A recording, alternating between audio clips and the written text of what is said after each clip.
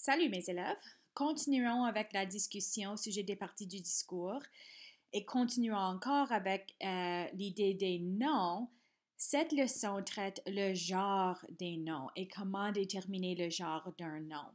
Alors, pour réviser ce qu'on a déjà discuté, ce que c'est un nom, encore un nom peut être un objet comme un chat, un pupitre, un train, ça peut aussi être une personne comme un médecin, une vedette, un enfant, ainsi qu'un lieu ou une place, salle de classe Winnipeg, le coin d'une salle par exemple. Ça peut aussi être un concept comme un sentiment, la joie ou la tristesse, ou une idée comme l'amitié, la recherche d'une pensée. Les concepts sont les noms qu'on ne peut pas nécessairement voir, mais qui existent encore, soit comme idée ou sentiment ou quoi que ce soit. On a parlé la dernière fois aussi de comment catégoriser les noms, la différence entre un nom propre et un nom commun, les noms concrets et abstraits, et les noms animés et non animés. Maintenant, ce que je n'ai pas mentionné dans la dernière vidéo, mais qui est important à noter, c'est que un nom peut être commun et abstrait. Par exemple, l'enfance est un nom abstrait, mais c'est aussi un nom commun.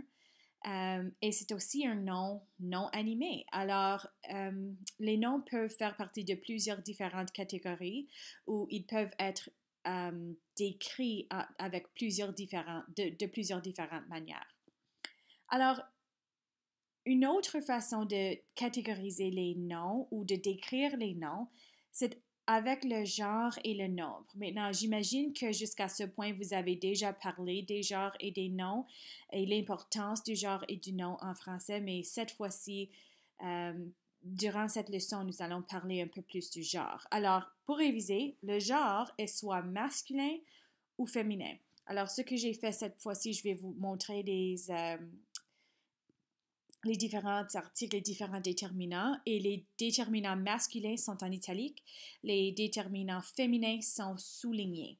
Alors, on a le qui est masculin, la féminin, un masculin, une féminin, du, de la, mon, ma. Ce sont tout simplement des exemples, mais ils ont un genre. Ces déterminants ont un genre qui s'accorde avec le genre du nom qu'ils décrivent. En ce qui concerne le nombre parle de la quantité, que ce soit singulier ou pluriel. J'ai tout simplement mis les déterminants pluriels ici. Et ce sont tout simplement quelques exemples. Ce n'est pas même proche à une liste complète. Alors, lorsqu'on parle du genre, il faut décider si le nom est masculin ou féminin. Et pour les noms animés, les noms qui décrivent un objet vivant, des fois c'est très facile de déterminer le genre de ce nom parce que ça dépend de ce que ça décrit. Alors, pour les noms animés, comme on a dit avant, un nom animé est un nom qui est vivant, que ce soit une personne ou un animal. Et souvent, il y a des variations des noms animés. Alors, on parle une fille, mais un garçon. Alors, une fille est une personne qui est femelle. Un garçon est une personne qui est mâle. On a une tante, mais un oncle. Une cousine, un cousin. Une amie avec un E. Un ami avec sans E. Une Canadienne, mais un Canadien. Une tigresse et un tigre, une pianiste ou un pianiste. Il y a pas de changement avec le nom, mais le déterminant change. Alors, fille, tante, cousine, amie, canadienne, tigresse, pianiste, ce sont tous des noms féminins. Garçon, oncle, cousin, ami, canadien, tigre, pianiste, avec un déterminant masculin, sont tous masculins. Et comme on a discuté dans la dernière vidéo, le genre du nom détermine toutes les autres parties du discours Et ceci inclut les déterminants. C'est pour ça que c'est une fille, mais un garçon. Un est masculin, une est féminin. Alors, ce sont pour les noms animés. Pour quelques noms animés. Il existe aussi des autres noms animés qui n'ont pas de genre. Alors, par exemple, une personne, une victime, une vedette, ce sont des exemples des noms animés qui sont toujours féminins, peu importe le genre de la personne qu'il décrit. Alors, on a par exemple une phrase Monsieur Tucker, qui est masculin, est une personne incroyable. Alors, même si Monsieur Tucker est masculin, il est une personne parce que personne est toujours féminin. De l'autre façon, on a un avocat, un témoin, un auteur. Ce sont des noms animés qui sont toujours masculins. Alors, dans la phrase comme exemple, mon auteur préféré, et préféré n'a pas d'accord, est J.K. Rowling. Alors, même si J.K. Rowling est une femme, on utilise mon auteur préféré sans accord parce que auteur est toujours masculin.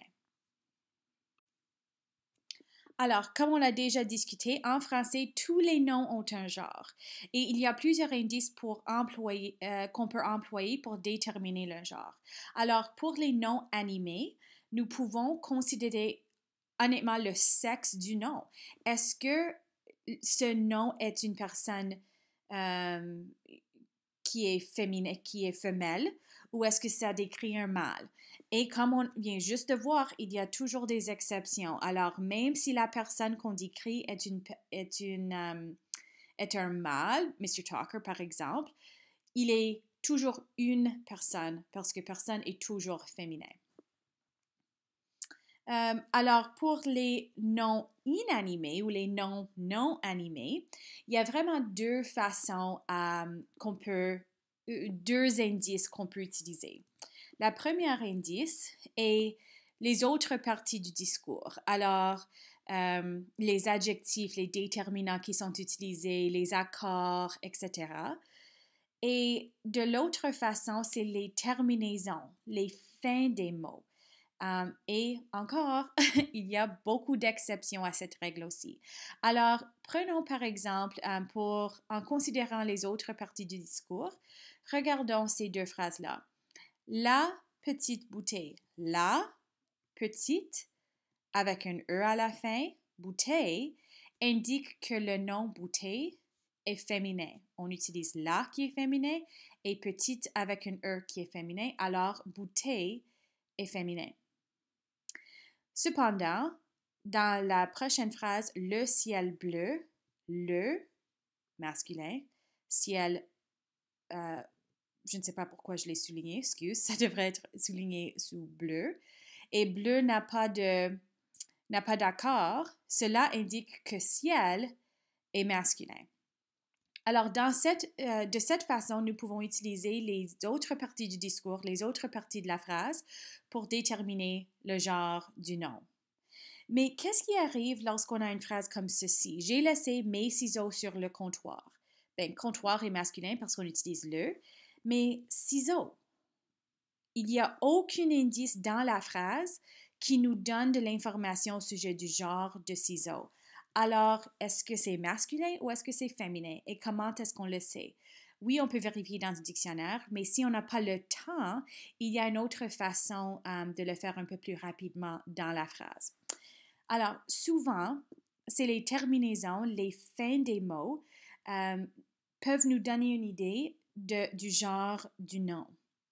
Ce qui suit est un tableau qui indique les terminaisons masculines. Alors, en français, lorsque vous voyez des mots qui se terminent avec EAU, MENT, OIR, TEUR, ARD, ANT et toutes sortes d'autres terminaisons, ils sont souvent les noms masculins.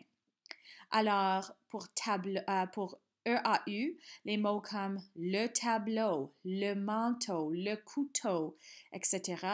MRNT, appartement, comportement, ainsi de suite. Alors, prenez quelques secondes ici pour recopier ces terminaisons dans vos notes. En classe, nous allons parler encore d'autres terminaisons, mais c'est aussi intéressant de noter que tous les jours de la semaine sont masculins. Le lundi, le dimanche, le samedi, le mercredi, vous savez les jours de la semaine.